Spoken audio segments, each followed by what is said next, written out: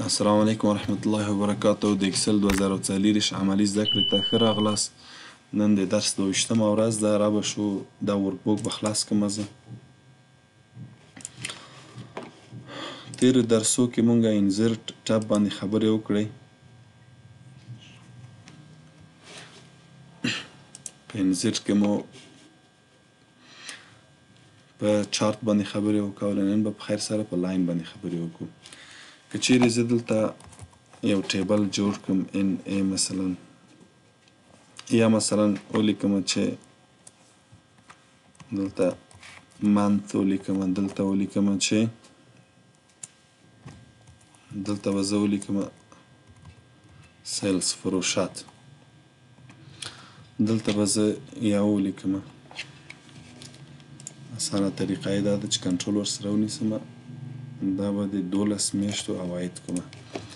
دلته به زه چې ولیکم جنوري ولیکم، او د دې د ډکېدو لپاره زه باید څه وکوم؟ دلته هوم منیو ته راشم. دلته چیرته لاړ شم؟ سیریز ته به لاړ شم. دلته ورته وایم آټو فیل. ګورئ خپله تر ډسمبره پورې. دلته مثلا جنوري میاشت کې زمونږ فروشات دی، یا مثلا د دوکان ده فروشات مو مونږه 10,000 10,000 اویا زره 80,000 100,000 90,000. دلته مثلا دا به مثلا 10,000، دا مثلا 100 یا 2-3 دا به مثلا 40,000 اویا,000 دا به 200,000 او دا هم 1,80,000 1,2,3.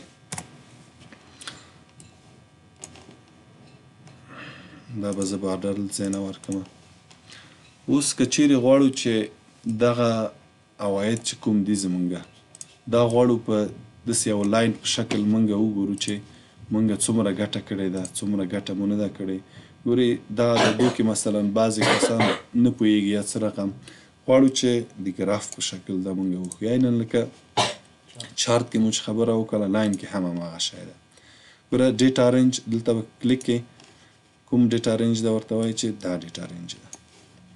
دا به کلیک کې او دا به کوم ځای کې غواړئ چې لوکیشن یې ورته وایم چې دلته یې واچوم. دا به کلیک کې، دا به کلیک.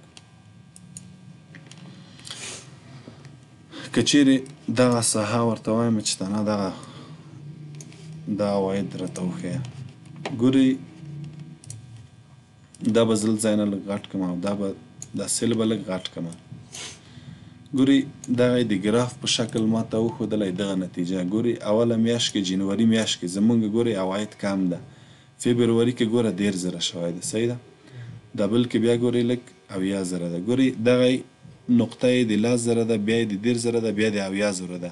بیا ګوره 80,000 لږ کم دي که نه، بېرته ګراف لږ کم شوی دی. بیا ګوره 20,000 دي، ګراف بېرته کم شوی ده.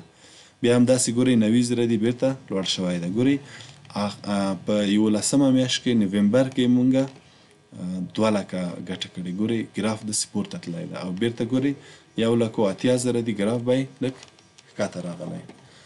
دا مخکې ولې کار ونه کړ؟ ځکه مونږ دغه میاشتې او دغه شمېرې هم ورسره انتخاب کړلې. د دې لپاره تاسې کولی شئ چې تنها عدد انتخاب کړئ، بیا دغه لاین ګراف بیا کار کوي. دې ته سپارک لاینز وایي. که چیرې غواړئ چې دا د کالم په شکل یعنې وښیه، دلته مثلا زه غواړم چې دا د کالم په شکل وښیي. ګوره دا به بیا انتخاب کړئ، انزرټ ته ګورئ، دلته کالم ته به راشئ. کوم ساحه کې غواړئ؟ ګورئ دغه ډیټا رینج به ګورئ، ډیټا رینج یعنې د تیار انتخاب ده، ضرورت نشته چې بیا انتخاب کړو. ګوره لوکیشن رینج کوم ځای کې غواړئ چې نتیجه وښیي، دلته به کلیک کړئ، دلته به ګورئ دا یې د کالم په شکل درته ښیي. ګورئ اوله میاشت کې ستاسې 10,000 ده. ګورئ د دې کالم کوچنی ده. بیا مثلا ګورئ 10,000 شوی، بیا پکې څه 80,000 شوي دي. نو ټولو کې یو رئیس د تاسې چې مثلا دا په د عددو صحیح نه پوهېږي، ته غواړې چې په ګراف په شکل تشریح ورکړې چې زمونږ له ټولو نه په کومه میاشت کې ډېر زیات عواید دي؟ په دغه 11مه میاشت کې. ګورئ د دې کالم غټ راغلی. دې ځای نه کولی شئ چې رنګونه یې تغییر کړئ.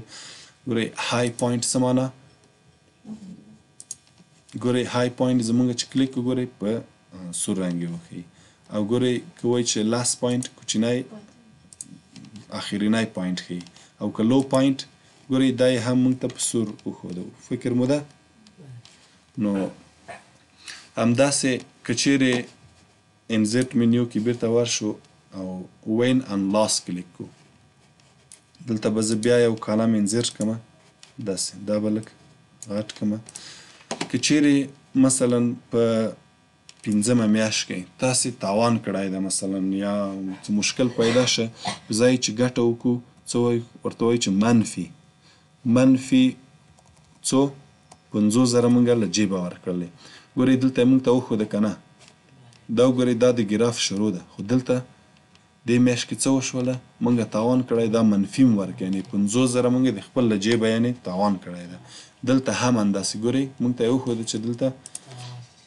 دلته هم زه ورته وایم چې دوو میاشتو کې ما 80,000 تاوان وکړ نو دې ګراف کې وینئ دلته ګراف په ټیټه بیرته لاړه دلته هم همداسې دلته هم کولی شئ چې دلته وین ان لاس نه کلیک کوئ ګورئ ډیټ ارینج انتخاب کوئ ورته د دې ځایه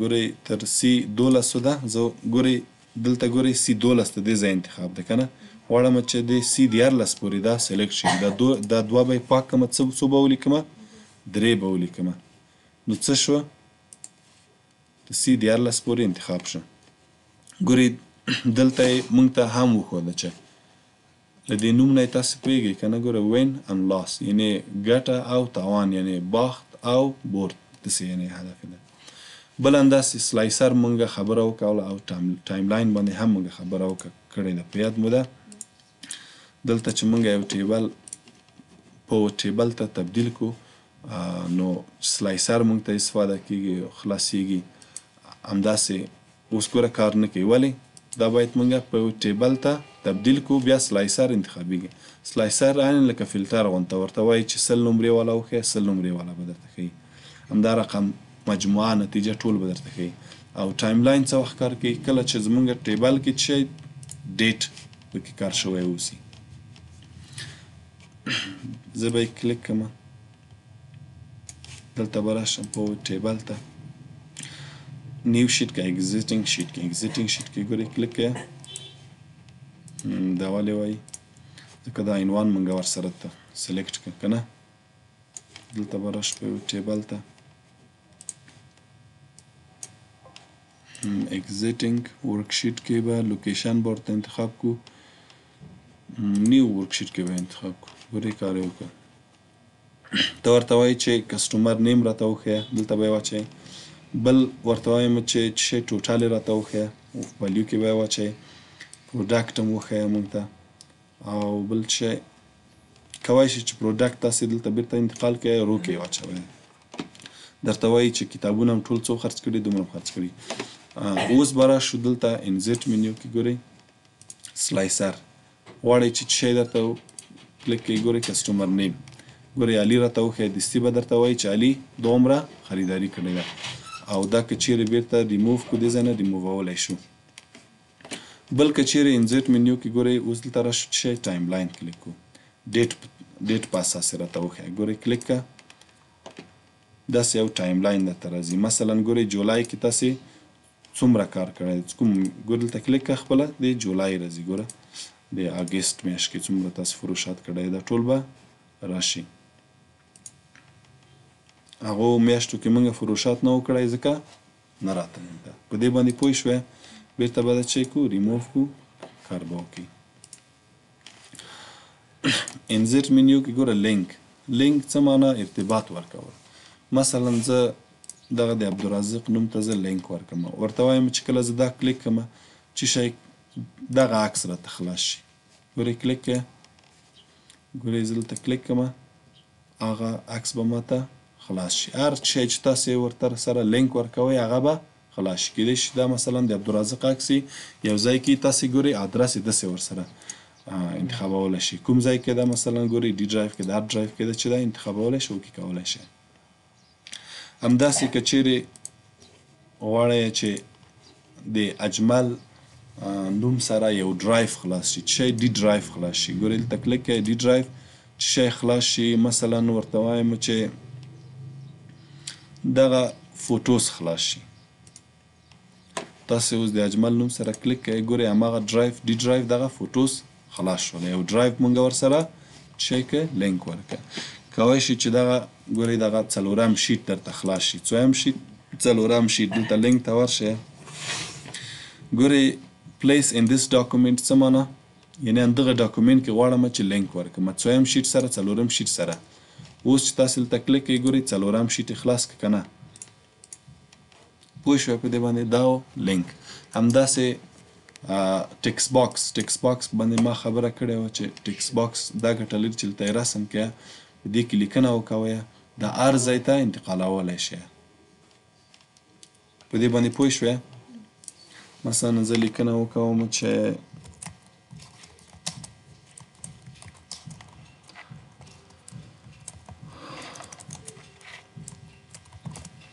دا لیکنه ما وکوله. دا اوس کولی شم چې زه هر ځای ته انتقال کړم. نو دغه ټکس باکس تاسې کولی شئ چې هره خواته دا انتقال کړئ. کولی شئ چې دا مثلا هره خواته موف کړئ. دا مثلا کله چې ټکس باکس تاسې کلیک کوئ ګورئ شیپ فارمټ منیو راځي. دا ټول تکرار ده. که چیرې غواړئ بل شیپ اضافه کړئ، د دې دا پوینټونه تغییر کړئ، ګورئ رنګ ورته کړئ، ډیزاین ورکړئ، د دې منځ مثلا ورته وایم چې داسې رنګ واخلي، آوټلاین یې مثلا دا رنګ واخلي، آوټلاین یې بیروني ساحه که چیرې نه ښکاري ګورئ دلته د آوټلاین اندازه چې غټه کړئ تاسې ګورئ ښکاري درته. همدا رقم افیکټ ورکړئ، ګورئ دلته ډیزاینداره خط ورکړئ، دا الاین کړئ څو ټکس باکس اوسي، دا شاته ویسئ. دا ټول ویلي دي. ټکس باکس اندازه ګورئ غټه کړو کوچنۍ کړو، دا ټول مونږ ویلي دي. نو دا څه شی و؟ ټکس باکس و. هیډر او فوټر مونږ ویلي دي. په یاد مو ده؟ هیډر او فوټر عینا هماغه خبرې دي. ګورئ که چیرې غواړئ هیډر وسط کې شي دلته نوشته وکوئ، که چیرې دې خواته دې خواته که غواړئ چې فوټر ته لاړ شئ ګورئ ګو ټو فوټر، ګورئ فوټر کې هماسې لیکنه کوئ. دا ټول مونږ ویلي دي. پیج نمبر ویلي دي مونږ، کرنټ ډیټ، کرنټ ټایم مونږ ویلی ده، فایل پات، فایل نیم، شیټ، پکچر، دا ټول مونږ ویلي. که چیرې هیډر کې دا اضافه کوئ. دا مونږ چیرته ویلي دي؟ دا به زه کلوز کړم.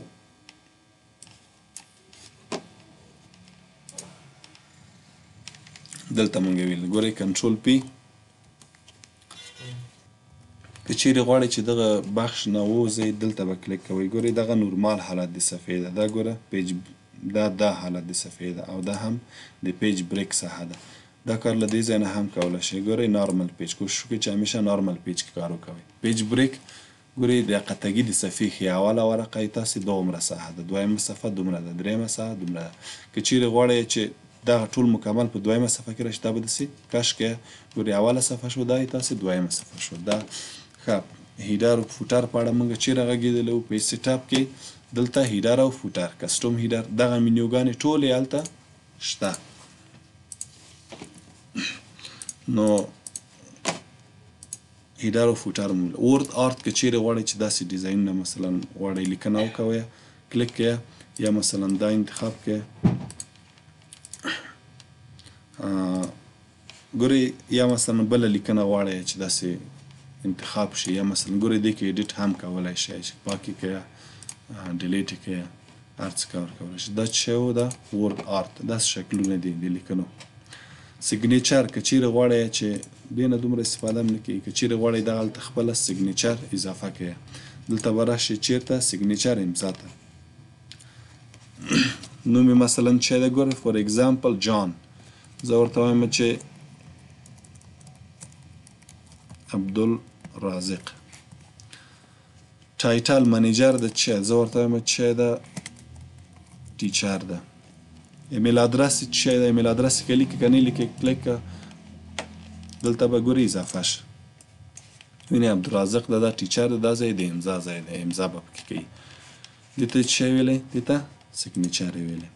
همدا رقم آبجیکټ له طریقه موږ څه کار کولی شو؟ که چیرې یو بل د ورد فایل موږ دلته غواړو راولو د آبجیکټ نه به کلیک کوو. که چیرې پینټ پروګرام ته ځئ او ورته وایم چې د ورډ ډاکومنټ به موږ سره وي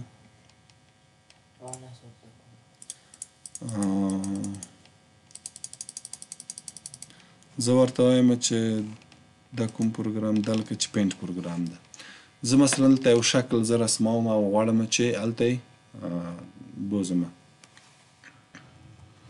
ښه زه غواړم دلته یو شکل زه رسم کړمه چیرته به راځم دلته به شکلو کې ته به راشم داسې یو شکل ما رسم کړم رنګونه غواړم چې دا رنګ دې دلته واچول شي او دا رنګ دې مثلا دا چې تاسې کلوز کړئ نو دا وګورئ د پینټ پروګرام نه دلته مونږ یو شکل راوسته همدا رقم تاسې کولی شئ چې ورډ پروګرام فایل هم راولئ ګورئ دلته ډاکومنټ دا ټول ډاکومنټ دی ګورئ د پاور پوینټ نه که غواړئ د ورډ فایل نه ګورئ مایکروسافټ ورډ ډاکومنټ دا به ورډ پټ خلاص شي او که دا د ورډ پروګرام خلاص شي دلته لیکنه پکې وکوئ بیرون چې تاسې کله کلیک کړئ نو هغه به خپله بیا راشي ګورئ دغه د ورډ پروګرام چې شی شه ښه نو ورډ پروګرام نه مونږه څه راوستله یو ډاکومنټ مونږه راوسته دا کمپیوټر لږ ذره مصروفه شوی ده نو کولی شئ چې د ابجکټ نه تاسو څه کار وکوئ بل پروګرام ته تللی وشئ همداسې اکویشن څه معنا فورمول و شیان که چیرې اضافه کوئ ضرورت شي دلته هر فورمول چې تاسې غواړئ هغه اضافه کولی شئ کولی شئ چې مثلا دلته رسم هم کوئ مثلا وایئ چې 2 په توان د 2 داسې که شی البته باید دقیق یې ورسوئ ګورئ کمپیوټر ګورئ دا 2 یې چې فکر وکوه کیو یې فکر وکوه نو دې ځای نه تاسې کولی شئ چې بیرته کلیر کړئ بیرته مثلا ایریس یې کړئ بیرته یو علامه رسمه کړئ ګورئ داسې انزرټ کړئ نو هغه به څه شي ګورئ انزرټ شوه ده دلته نور اپشنونه هم خلاص شول کولی چې بعضې علامې د ځای نه اضافه کړئ دا ټول د ریاضي مربوط کېږي د ریاضي فرمولو مربوط کېږي رابو شو سمبول ته سمبول هم عیننامه خبر ده که غواړئ کوم سمبول اضافه کړئ دا مثلا دا ګورئ اضافه کېږي ډرا رسامي ته وایي که چیرې تاسې په اکسل پروګرام کې دا نه وایي مشکل نشته دې ځای نه مثلا داسې یو خط رسمولی شئ داسې مثلا ګورئ دا زیړ رنګ انتخابولی شئ دې ځای نه رسامي تاسې کار کولی شئ دا به بیا خپله وګورئ همدا رقم چې کله ګورئ دا بیا ځان سره خپله کار وکوئ ښه پیج لیاوټ کې مونږه ډیری اپشنونه ویلي دي په دې به بیا بله ورځ خبرې وکړو دا و د نن ورځې درس ویډیو به زه سټاپ کړم